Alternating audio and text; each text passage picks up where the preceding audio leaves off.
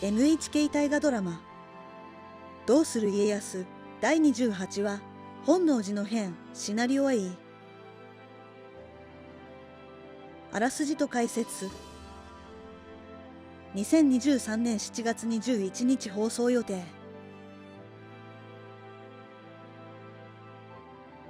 天正10年1582 5月21日。初夏の空に白い雲が流れている。安土城に滞在していた徳川家康は織田信長の勧めで都から堺へと向かう準備をしていた。安土城での信長との対面は家康にとって忘れられない思い出となった。信長は家康を厚くもてなし、家康は信長に深く感謝し、信長の下で尽くすことを誓った。心穏やかな表情で馬に乗り、安土城を後に一行と共に静かに出発をした。家康らは都にある茶楼四郎次郎の屋敷へと向かったのです。夕日が空を染める頃、家康殿お待ち申しておりました。お越しいただきありがたく存じます。長旅のご苦労をお察しいたします。茶楼四郎次郎との世話になります。しばらくの間お邪魔させていただきますゆう。茶楼四郎次郎は家康らのために屋敷の部屋を用意してくれていたのだ。皆様お疲れでございましょう。どうかゆっくりお過ごしくだされ。茶楼四郎次郎との見事な御殿でござるな。商売の才覚も抜群であろう。いやいや、お恥ずかしい限りでございます。家康殿には及びもつかぬほどの恩待でございます。その夜、茶楼四郎次郎は商人の心得を忘れず、家康らに盛大な祝宴を開き、豪華絢爛な料理でもてなしの心を見せた。そして、茶楼四郎次郎のエビすくいも披露され、今宵の宴は盛況を極めたのです。ある日、初夏を思わせる日差しが降り注ぐ中、都にいたお市が家康を訪ねてきました。お市殿、わざわざお越しいただき、恐縮に存じます。家康殿がこちらにお越しになられると聞きを読んで、お招きいただき感謝の念に応えません。お市は花の通った美しい顔立ちをしており、時の流れを感じさせない姿であった。二人は懐かしみながら語り合います。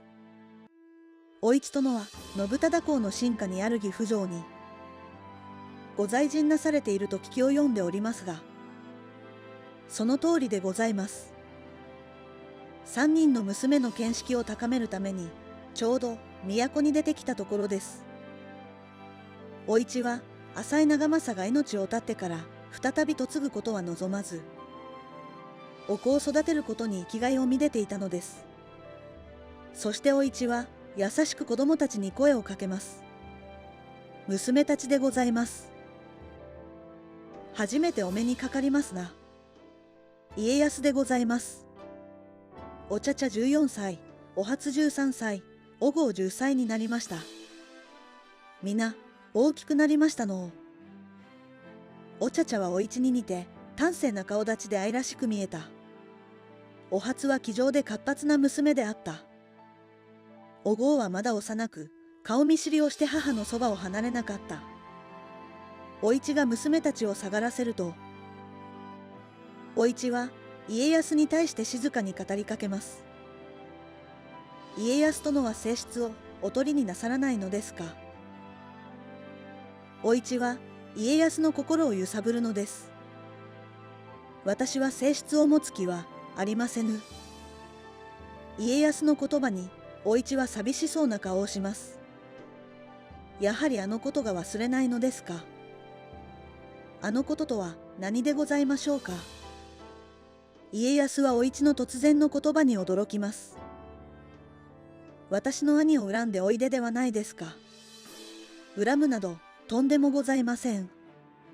私は恨んでおります。兄は皆から恐れられ孤独で哀れなのです。いずれ誰かに撃たれると思っております。だからこそ、私は兄を救いたいのです。兄には、家康殿のような心の友が必要なのです。家康は、お市の言葉に心を打たれます。お市は、兄を恨む一方で、慕っているのです。兄を助けるために、家康に助力を求めるのです。お市殿、私は上様を討つ気などありません。上様とは幼少の頃から慕ってきております。上様に真の友が必要なら、私がその友になろうと思っております。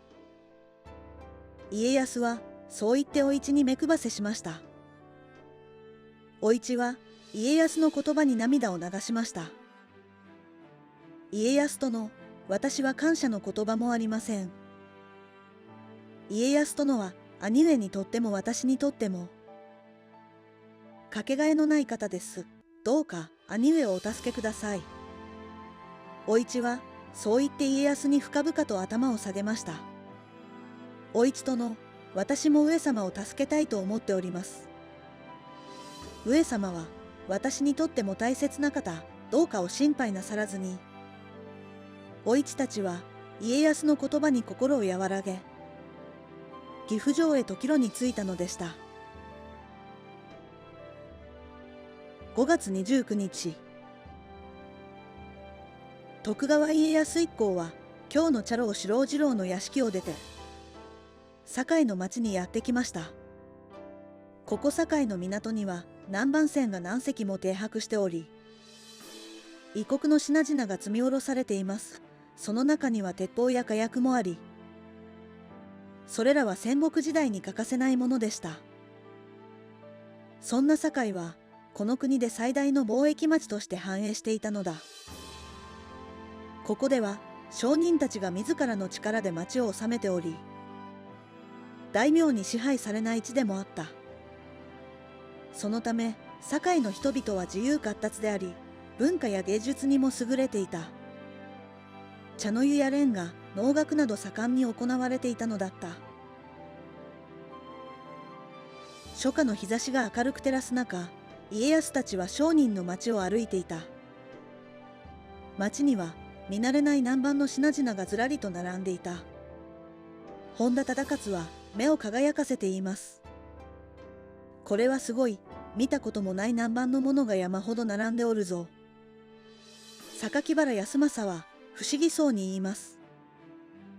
何やら透き通った器がたくさん並んでおるが、家康は教えてやるように言った。それはガラスというものだ。砂を高温で熱したもので、この国ではまだ作れない貴重なものだ。鳥居元忠は感嘆しながら言います。何もかも浜松とは大違いでございますな。家康は堺を訪れるのは初めてではなかった。彼は若い頃、今川氏真と共に堺に来たことがあるのだ。その時に出会った堺の商人や文化人とは今でも親交を深めており、今回も彼らと再会することを楽しみにしていた。家康は堺の人々から歓迎されており、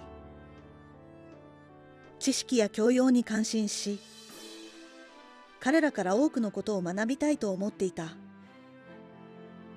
この日、家康らは松井勇官の屋敷に入ります。家康ら一行はこの屋敷で滞在をするのだった。松井勇官は信長から絶対の信頼を得ており、堺の自治を仕切る代官であり、豪商でもあったのだ。家康殿、お疲れでございましょう。さあ、こちらの間でおくつろぎくだされ。これはすまぬ。さすがは堺商人の屋敷は立派ですな。いや、何々、家康殿には遠く及びませぬ。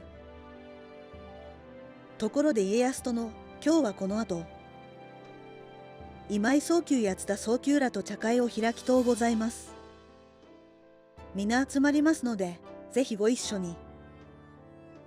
さようでござるか、皆懐かしいものばかりで。嬉しい限りですぞ。そうして家康は、堺代官の松井雄官や今井宗久、須田宗久らの茶人と一緒に茶の湯を楽しんでいた。いずれも天下に名だたる茶人であり豪商でもあるのです。酒井忠次たち家臣は離れたところでその様子を見ていました。今井宗久との八田宗久と野良と親しくなれば、人、金、物、鉄砲を手に入れることができる。これは我ら三河のためにもなることでございましょう。まことにありがたいことですな。次は須田宗久殿と会い、鉄砲購入の算段をせねばならんですぞ。連日家康ら一行は堺の商人らの手厚い接待を受けるのです。6月2日、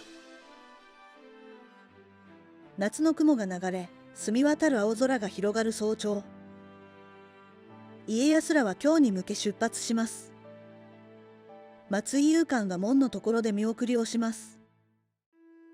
家康殿のご栄光をお祈りいたします。そして上様によろしくお伝えくだされ。この境での出会い、忘れませぬ。また、お会いできる日を信じております。雄官との堺でのおもてなしに感謝いたす。貴公のおかげで貴重な品物を手に入れることができた。こちらもそのご厚意、忘れませぬぞ。そして家康たち一行が京に向かい始めます。殿、京への先陣として本田忠勝ら一行をすでに向かわせております。信長殿の旗揚げする四国討伐隊は住吉の港にて兵糧や武器を船に積み込み、明日には出発するようですぞ。信長殿も明後日にでもお出立になられるかと。ほう、そうか、上様もだいぶ急ぎ足じゃな。そして家康は心の中でつぶやきます。四国の地はどんなものか、上様には何が待ち受けているのか。一筋の不安が家康の胸をかすめるのです。そして堺から八尾、そして川内の飯盛山近くを家康たち一行が差し掛かった時です。家康一行の前に急ぎ馬を走らせてくる者がいます。何事か、もしや本田忠勝ではなかろうか。なぜに戻られるのじゃ。本田忠勝も家康一行の姿に気がつき、馬を降り、息遣いも荒く慌てて話します。殿、今朝方、本能寺にて上様が明智光秀殿の軍勢に囲まれ、上様が自害されたとのこと。一気に伝えた本田忠勝は肩で息をつきます。予想だにしていない驚愕の事態が起きたのだ。家康一行は皆愕然とします。鳥居元忠が竹筒に入った水を忠勝に勧めます。そして家康は本田忠勝に問い詰めます。忠勝、何を申す、正気か、まことなのか。まことかどうかわかりませぬ。ただ都へ向かっておりましたら、川内の枚方で茶楼四郎次郎殿に会いました。本田忠勝は再び肩で息をつきます。茶楼四郎次郎殿は一刻も早く殿にこのことを伝えるため、堺に向け馬を走らせていました。そこに偶然私と出会い、このことをいち早く伝えてくれと言われました。都はどうなっておる。茶楼四郎次郎殿は今朝ほど本能寺から火の手が上がり見に行くと、黒田狩りの軍勢が取り囲んでおり、そこにいた侍衆らに聞くと、明智の軍勢は1万ほど、信長を討ちに来たと申しておったそうです。家康は立っていることもできないほど衝撃を受けていた。茶楼四郎次郎殿はこっちに向かっているのか。向かっております。わかった。一旦ここで茶楼四郎次郎殿をお待ちいたそう。家康ら一行はこれからどうするか、皆と話します。やがて茶老四郎次郎が本田忠勝の同行兵と共にやってきます。茶老四郎次郎は家康の前に現れると、愕然と肩を落として言います。家康殿、お逃げください。殿は狙われていると思われます。なんじゃと、わしが狙われているじゃと。明智の軍勢は都からの道をすでに塞いでおります。家康殿が堺にいることはすでに知れ渡っています。落ち武者目当ての野武士や農民に取り囲まれれば、命を奪われるのは必至です。殿、ことは一刻を争いますぞ。明智の兵、名を挙げたいろうに、褒美目当ての百姓。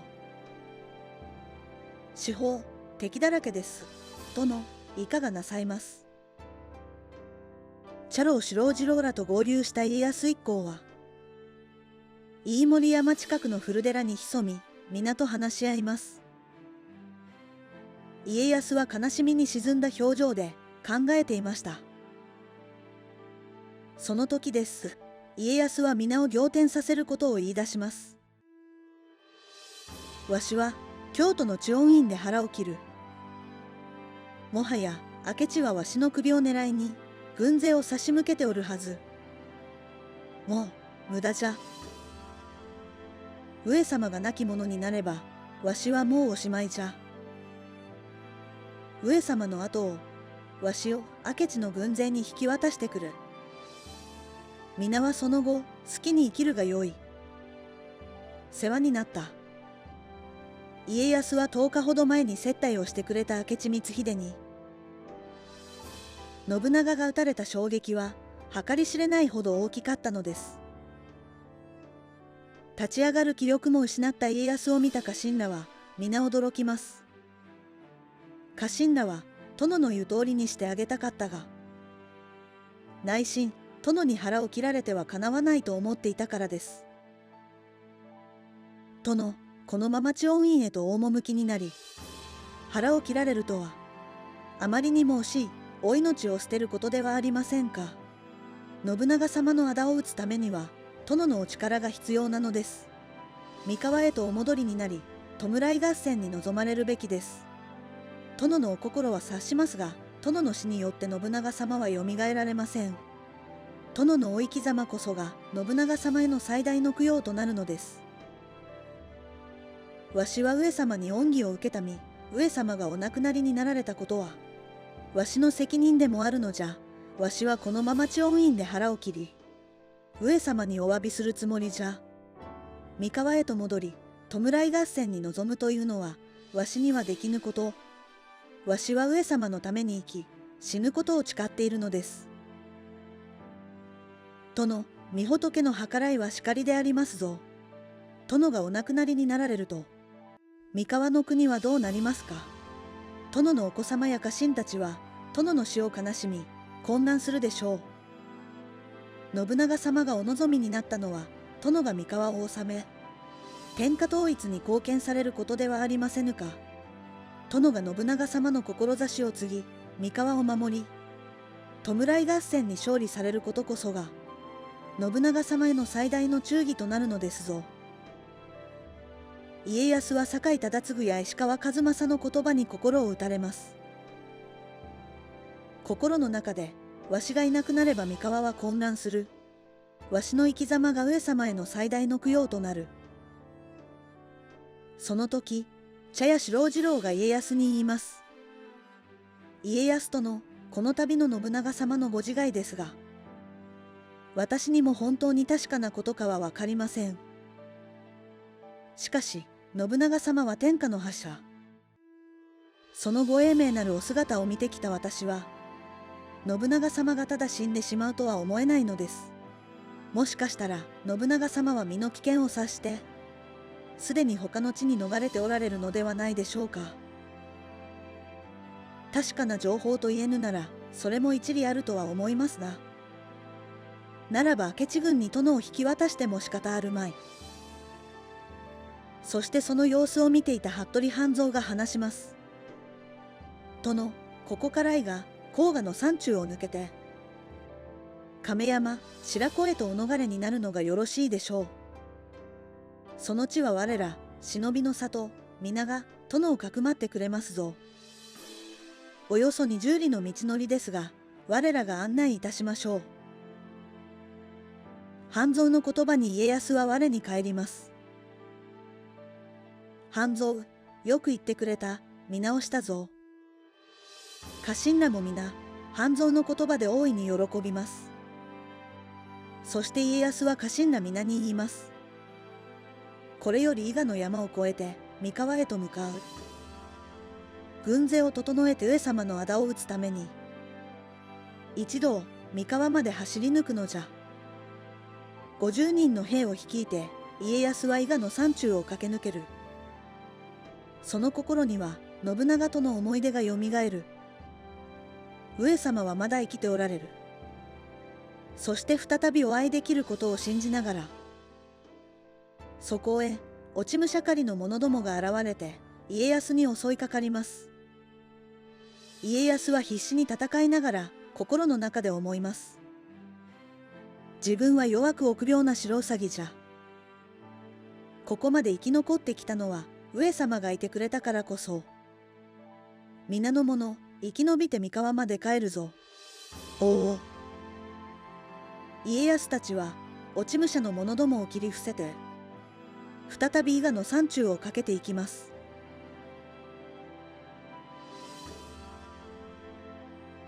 どうする家康。